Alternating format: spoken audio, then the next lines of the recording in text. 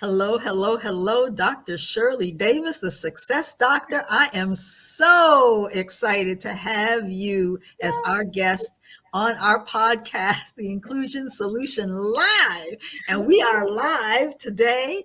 And again, it is just such an honor to have you. We have known each other for how many years? At least 20, right? At least 20 years. Yeah, 2004. Wow. Oh, so it is 20 years. Yes, it is. It When is. I first started at the utility company and you were there, and we got a chance to be divinely connected, and we've been connected to this work and to each other for ever since then, for 20 Ever years. since that time. And it has just been such a blessing to have you in Amen. my life, both personally and professionally. Yes, And you I know too. how extremely busy that you are, and you have a very, very successful business, and you are acclaimed.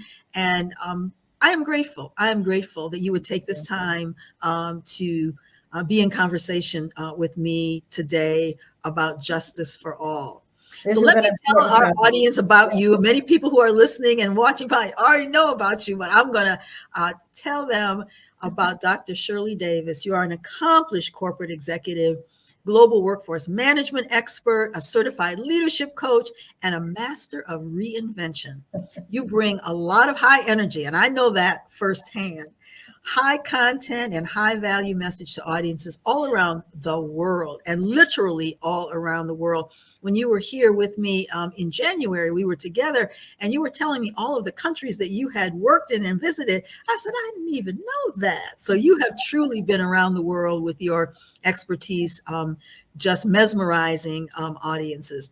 You have over 30 years of business experience in a variety of executive positions, roles with Fortune 500 companies, and you've served as Vice President of Global Diversity and Inclusion and Workforce Strategies for SHRM, the largest HR membership organization in the world. You are now President of SDS Global Enterprises. And how long have you been doing that? Gosh, since I left SHRM about 8-9 years ago. Oh, wow. And what you have done in that 8-9 years, my goodness. And you are a full service consulting firm and specializing in providing solutions and strategies for achieving leadership excellence and building high performing and inclusive cultures where all talent can thrive. You have been on television, NBC's Today Show. You have been in the Wall Street Journal, USA Today, CBS News, HR Magazine, Profiles and Diversity Journal, and it goes on and on and Thank on. you. And you have also written several best-selling books, including Reinvent Yourself, Strategies for Achieving Success in Every Area of Your Life, The Seat, How to Get Invited to the Table When You Are Overperforming and Undervalued, and Living Beyond What If. And your newest titles, Diversity, Equity, and Inclusion for Dummies. Yeah. And you have another book coming out in May called Inclusive Leadership for Dummies, and that will be published in May. Yeah. So wow. We are just so fortunate to have you in this work, to have you in this field, because I know that you absolutely have transformed so many people. So that is a little bit about Dr. Shirley Davis. I probably have left some things out. There's probably more, but you can fill us in as we continue to talk. Sure. So just tell us a little bit more about you. I read the formal bio, but tell us a little bit more about you, who you are, where you grew up. I've had the opportunity to meet your parents and the influence that they have had on you and your daughters. So just tell us about Dr. Shirley Davis, the Success Doctor. Yeah.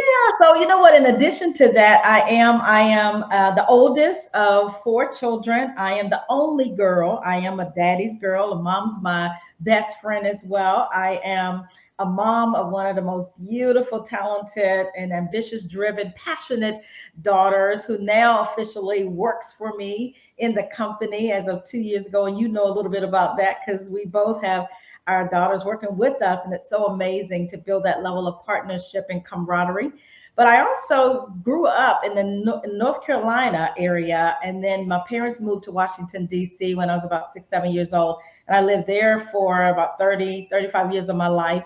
moved to Oklahoma, went to my grad school program there, moved to Richmond for a job transfer, moved to Baltimore, Maryland, a transfer, and then ultimately landed in Tampa Bay, which is where I am now because I'm telling you what, I love, love, love the water, and I know you do too. I'm right by the Gulf of Mexico, and it's just my happy place. I love the warm weather year round, less, traffic and congestion, better cost of living, and certainly a better quality of life. And just a few other things. I am a HGTV junkie, beach bum, and I'm a movie buff. And I'm very, very close to my family, and I enjoy just doing those kinds of things that mean a lot, creating memories and creating moments. So what are some of your favorite movies? Well, actually, I have been watching a lot more of the Netflix. Now, I just watched this past weekend with my mom and with my daughter because she insisted that we watch it with all of us together. I watched Shirley Chisholm, the Oh, wonderful, wonderful movie and documentary. I thought that was an amazing movie that was done. I love seeing those kinds of documentaries. I love the one that Tyler Perry did on his life. That was mm, wonderful. I just love learning about some of our history, but also I love drama and I love crime mysteries. And I'm a big, big CSI and criminal law kind of person as well too. So those are the kinds of things I watch. okay, great. I've heard Shirley Chisholm Netflix movie is very, very good. I haven't seen it yet. Maybe I'll watch that this weekend. Yeah. Regina King was amazing, amazing. She needs an award for it. Mm. Yeah. So how did you come to this work and what inspired you to the work that you do? It wasn't necessarily what I grew up saying. One day I want to be in human resources, or I want to be a chief diversity officer, or I want to be running my own global consulting firm in leadership and culture transformation. But the work found me. It was my purpose. And I feel like it was a divine assignment that I had to accept. And I believe that, throughout our lives, we go through a series of events and situations and circumstances that ultimately guide us to what we were created to do. And I remember my second job right out of college gave me the opportunity to take on a role as the trainer for cultural sensitivity. That's what it used to be called back in those days. But in college, I was working in banking, and I worked in banking for about 17 years. But in the Right. bank, yeah, in the bank, I was a teller supervisor, assistant branch manager. But one day, though, my supervisor asked me if I would take on cultural sensitivity training. And, that made sense because they assumed I knew everything because I was the only one that looked like me, right? And the work was about getting more people that look like me to be a part of, deposit accounts. And we needed to reach out to our communities. And this was right after the Community Reinvestment Act was passed. And so I didn't know much about diversity or cultural sensitivity and that kind of thing, but I did understand the impetus behind the work. And so I took it on as an assignment, learned a lot, bought in some experts. I remember my very first consultant that I bought in was Dr. Samuel Batanzas. He's one Oh, of yeah, I remember those him. pioneers. And Yeah. he came in, did some training, and he helped me, coach me, and help provide the resources and materials. And then I started taking classes and I really liked it. So when another opportunity came to be an HR generalist, I took that role on and brought the diversity piece on with me as well. And through a series of, the last 25 years, I have worked in every area of HR, but I always had that lens of trying to ensure that everyone had equal opportunities, but also that there was, not only justice, but more so that there was equity in the ways that we were paid, the ways that we were promoted, and how we were leveraged and developed in the organization. Because I had experienced being, that group of people that were overlooked and undervalued. Okay. Wow. Great. Great. I learned something new about you all the time. That's really great. So you recently were featured in Oprah Daily, and Yeah. you talked about in that you talked about how your daughter inspired your DEI work. So tell us a little bit more about that. It was a wonderful Mother's Day, about 2020, 21, and they were doing a Mother's Day piece, and they really wanted us to talk a bit about that journey. And so the name of the article was called The Birth of My Why. And it wasn't just the story I just told you of understanding that life had brought me to this position. I accepted it and then ultimately realized that this was a calling. This was something I really wanted to do. That was the birth of my first why. But during that time, I also had the birth of my other more significant why, and that was the birth of my daughter, Tori.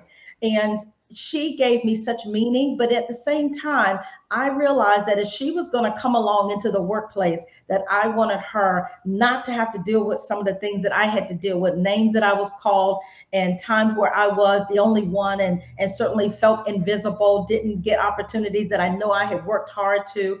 And I wanted to avoid her experiencing those same things. And so that work began for that reason. So she became a more significant why. But guess what? As she was going through her first grade, she was called the N word in first grade. Mm. And then throughout her years, she's also been in very integrated schools, very diverse schools, but still had those experiences where she was either left out or looked over or called names or, just bullied for no reason other than just being the only one. Ultimately, she went off to college and then got into the workforce. And it was, interestingly enough, Mary Frances, she found out why my work was so important when she got into the workplace and started experiencing some of the same things. So now she really began to embrace this and learn how important this work was. And she's really embraced it for herself as a part of the work that she does with me as a millennial. So she's got a whole different voice. She's got a whole different audience that she can speak to about the experiences. And yet she's got different solutions and strategies that she provides as well. Yeah, she provides a different generational lens. Lynn, right. Yeah, I find that that's really helpful with Marisha and me as well, that she can really ground me sometimes. Yeah. Right. Yeah. That is just so wonderful. Yeah. So you are dubbed as a success doctor. And so how does that manifest in your work? Inspire us and motivate us with some of your messages around success and reimagination and all of that. I am actually, that name came to me a number of years ago, probably 15 or 20 years. I didn't embrace it at first, but what I found was I kept being very attracted to helping other people become better. As I had become better and as I had gone through so many things in my life, I became, I got a recognition that it wasn't just about me going through these things and not just about me overcoming them, but it was about me being able to do that in a way that I could help others so that it either would help them avoid that or minimize the impact. But more importantly, that I could help them with the strategies to really be successful. And certainly not only with my daughter, but so many people I began to mentor. I became a storyteller, because so many things that happened in my life, from near-death experiences. I've been through a bank robbery. I've been in a coma from a car accident. I have, been through relationship failures. I've been through bankruptcy. I've been through career setbacks, just so many things that I've learned, overcome, and then became a master of my own reinvention. And when I did that, I was like, you know what? I need to tell these stories because so many other people are dealing with the same things. And it's like my path kept crossing those that needed it. So I wrote that first book, Reinvent Yourself, because I told stories of how I had come through those tragedies and adversities, but how I became, an overcomer through those, and it made me better. And I saw how much it helped other people. People started then saying, my God, you're not only a doctor, you're a PhD, but you're the success doctor. So I began to embrace that. And actually, that was one of my very first businesses, was the Success Doctor LLC. So I still embrace it. Would you be willing to share with the listeners one of those stories that you, about how you overcame just one situation? Yes, let me tell you about one that really would resonate with us in the workplace. And that was, I was working at Circuit City back in the day when they still existed, even before Best Buy put them out of business. And I was working at the headquarters in HR, and I actually had one of the EVPs reach out to me and ask me to take on a special project and move into a new role. I was in the training and development role. I absolutely loved it, but they had seen my work, had heard of me being a high performer, and asked me to do it. I was very, very complimented about it. And I was like, wow, this is very honorable. And for no reason, I didn't post for the position or anything like that. he said to me, he said, well, you know what? We don't have this position posted, but just go ahead and write out your own job description and we'll go with that. All right, that was nice, but a little uncomfortable. And then I had people starting to ask me, why did she get that job? Or how did she get that job? What did she do, to get that job? With an implication that perhaps I had slept my way through the top or somehow I had brown nosed my way. That wasn't the case at all. And for the first 6 months, it was very uncomfortable. I did not like it. It wasn't work that I enjoyed doing. It was special projects, but more so it was just kind of being in the office and being like this visible Black woman. And after 6 months, when I realized that this wasn't something I wanted to do, the sad part about it was I left the job I loved in another department and division to come work for him. And I wasn't happy, but I knew I couldn't quit. Or excuse me, I knew that I couldn't leave that job and go in another place in the company because I would be blackballed. Right. Mm-hmm. So I ultimately found another job making $25,000 more a year. You mean in a new company, another?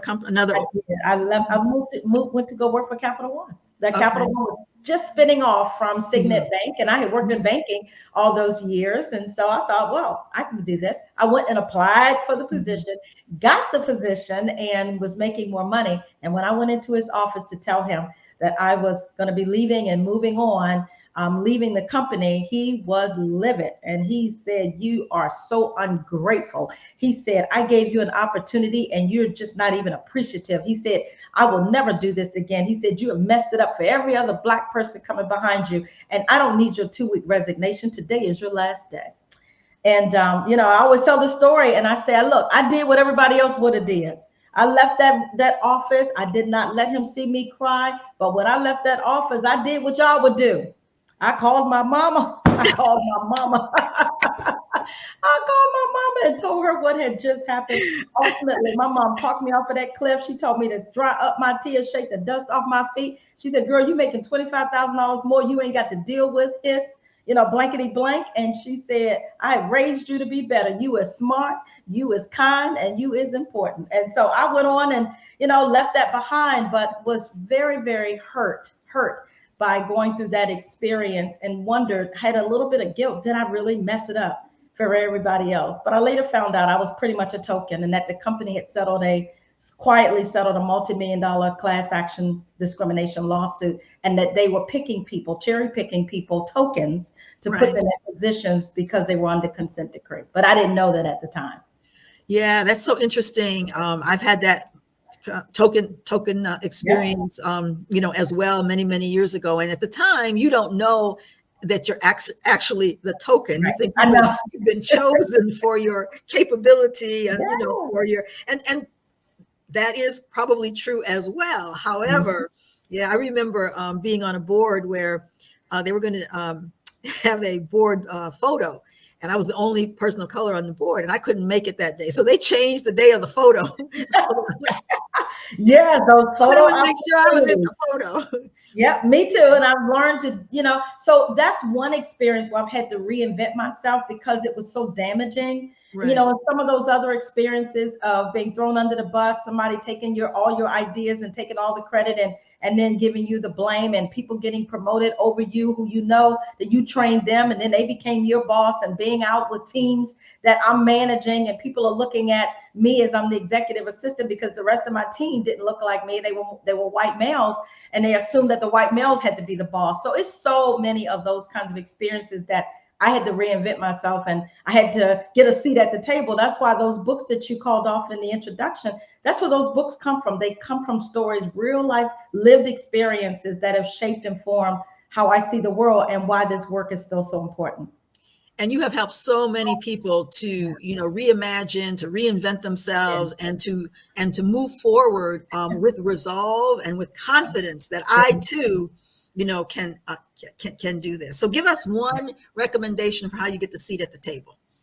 Well, first of all, I'm big on know who you are, know your own power, and have your own sense of self-worth, because some of those experiences, Mary Frances, really did take a lot from me. And I oftentimes, I walked away feeling less than, feeling devalued. And so the first thing I had to do was get out of my own head, and Mhm. step into my own greatness, right? So that's a big one, is get out of your own way, stop being your biggest critic and become your biggest advocate and your biggest cheerleader, and recognize that you can't say all these negative things about you, because you were born and created for greatness, and you have so much value and so many gifts on the inside of you, that when people don't appreciate that, then, as my mama said, shake the dust off your feet and move on to the next one, because there are some open opportunities and doors that are divinely separated just for you. Walk ye in it and walk with your own personal power. And if you can't get the seat at a table, for example, in a big corporation, Yeah. you have a seat at the table as the CEO of your own That's corporation. right. And this one I'm sitting in, it was a wonderful Christmas gift from my team. They gave me a new seat at my own desk in my own office, right? In my own global corporation. And I love that. So there have been times, not only just starting your own businesses, but when they don't give you a seat at the table in your organization, I found people who saw my value, and I found people who saw my worth, and they begin to speak on my behalf. They begin to open up doors and open up Mhm. seats at the table as well, that even when I wasn't invited by others, I had Mhm. someone in that room who did invite me. Or there were times where I invited myself and said, hey, that's a meeting I really believe I need to be in. I've got some Mhm. real great insights or experiences Mhm. or expertise, would you mind? And so many times I've not been told no, I've been told yes. And they were like, wow, she did have something to say. And it's like, I'm not invisible, but I know sometimes people feel that way. So the theme of our conference, the theme of our summit is justice for all. So what does that mean to you when you hear that phrase justice for all? What does that mean? Well, a couple of things, but it means to me that no one person and no one group of people are superior to anyone else. As I just said, we all bring unique values, we bring experiences, we all have something to offer. And I believe that we were all created equal, regardless of whether or not people would see that or agree with that. We were actually created equal. And I believe that that means that we should be able to access opportunities, that we should be able to participate in the workplace and we should be treated with dignity and respect. And, we should not be judged based on the group that we're from, our identity, our color, our race, our age, our gender, anything else like that. But we really should be seen as a human and seen as a unique individual that brings, great gifts and talents, and that can help any organization achieve its objectives. So what are two or three actions that we need to take to truly achieve what you have just said in terms of what Yeah, justice? a couple of things. I think it's so important for us, first of all, to recognize that we all are treated, we are created equal, and we should be treated that way. I don't think too, as we look at what's going on, even in our current climate and our political rhetoric and the fact that we're so polarized, I think we do have to first acknowledge that, we do have a history.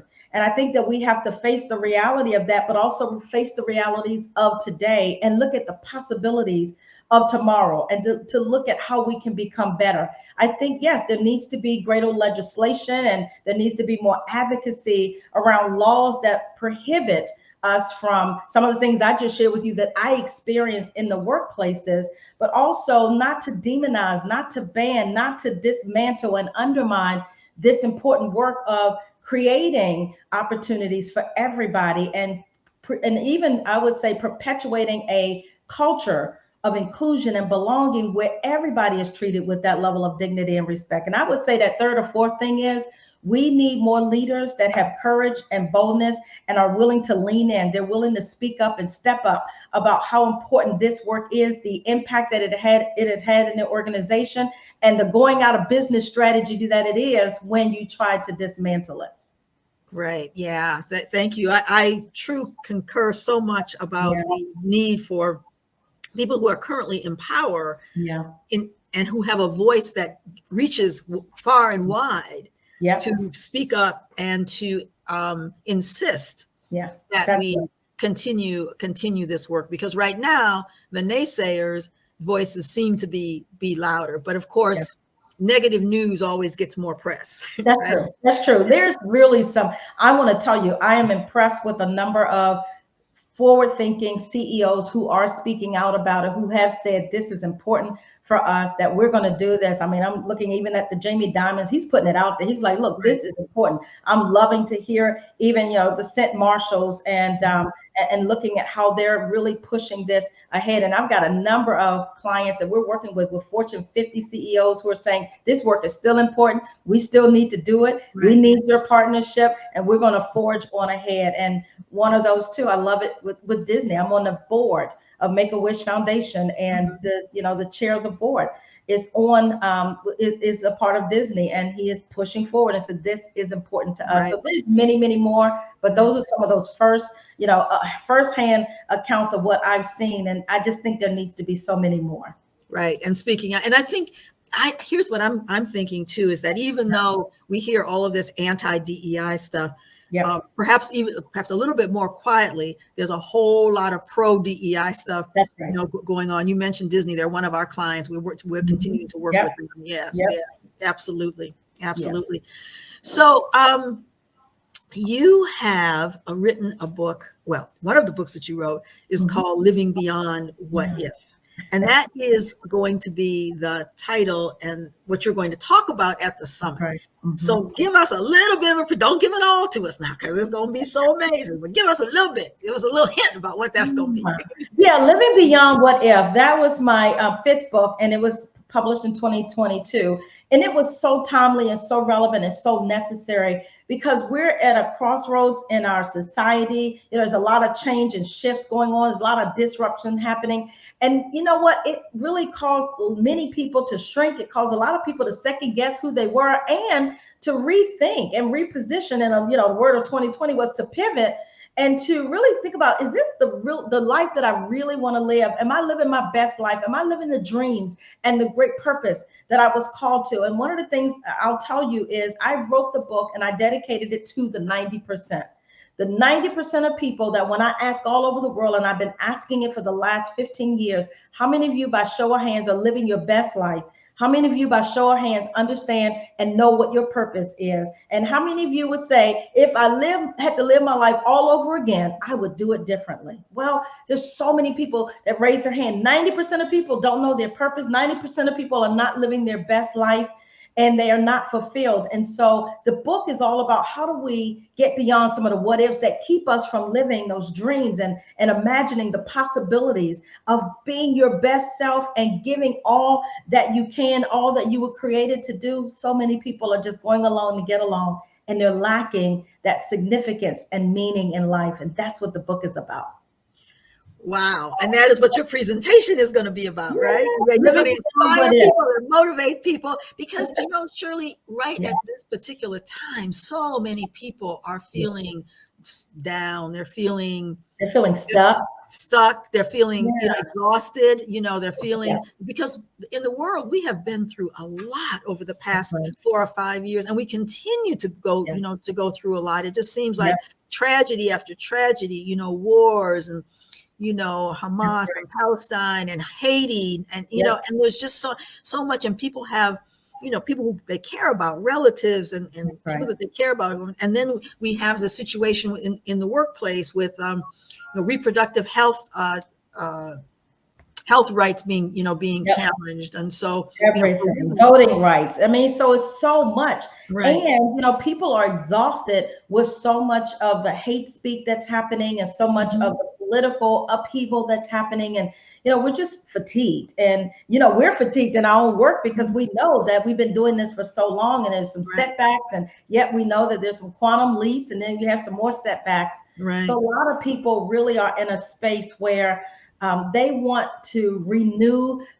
They want renewed inspiration. They want to transform their lives. They really want more significance and meaning. And so many people, when we went through the Great Resignation a couple of years ago, it was because people were working in jobs and doing work that they really didn't find meaningful and significant.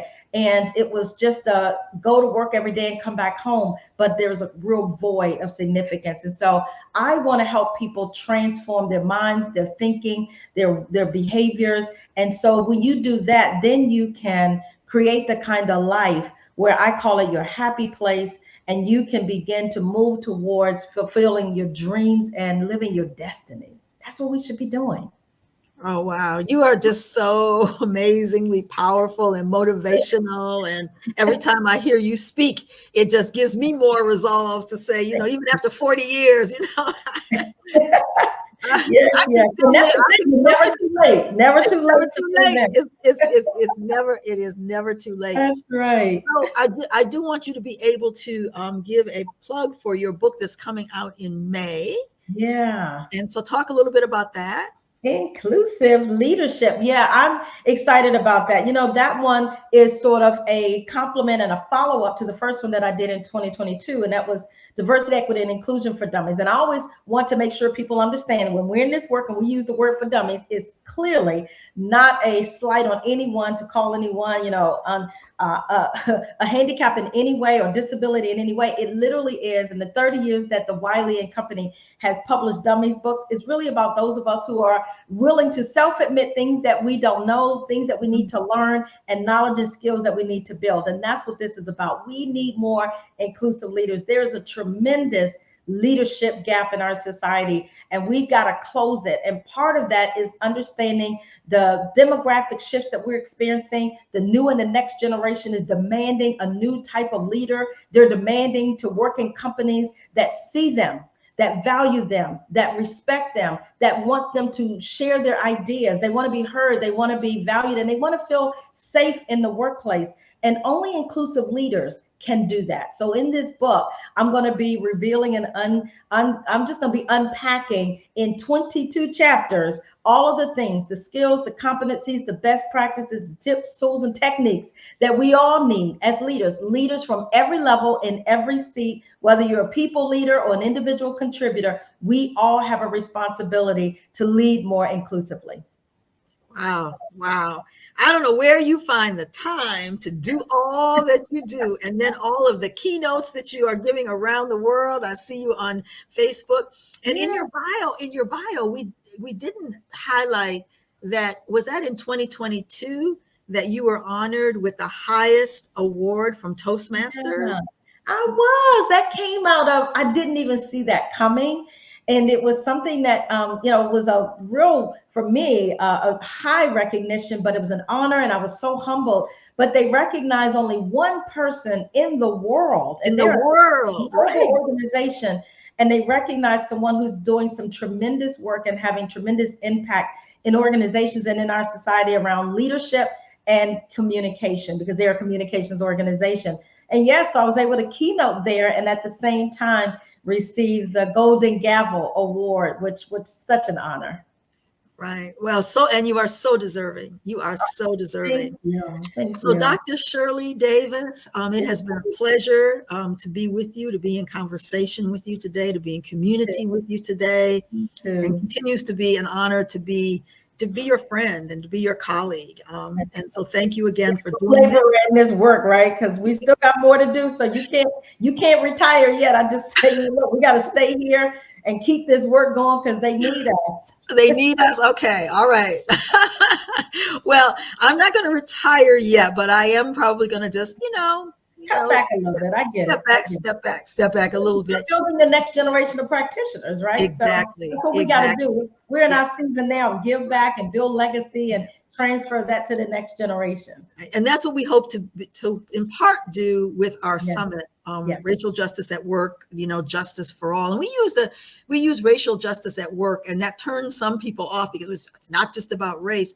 But That's I'm right. unapologetically focusing on race because I believe if we can, quote, fix the Mhm. race issue, so many other of the issues will be better and be resolved. But you notice that our tagline is justice for all. Yes. So at the summit, we're going to hear from people who are from the LGBTQ community, people from the disability community. We have a session with Jennifer Brown on allyship, Black women and white women. And so we're going to focus on gender. We're looking at all different aspects of diversity. And there's a big aspect of our conference that's going to be talking about wellness and how we maintain our own well-being. So it's going to be amazing, and we're so happy that you are a part of it. I am honored too. Looking forward to learning and gleaning from the others, and certainly to contributing just some inspiration and empowerment on that same thing. Because I'm going to be talking about the wellness piece, because we have got to be well mentally, emotionally, psychologically, so that we can do this work, right? We have to, you and I help each other a lot. Just when we're feeling weak and fatigued, we got to pick each other up and push each other and say, keep moving forward. You got it. You go, girl. So that's what we need. We need that Right. wellness piece too. So thank you for hosting this important conversation. Thank you. Well, until next time, Yay. let us keep working towards justice for all. And again, I thank you, Dr. Davis. Thank you. My pleasure.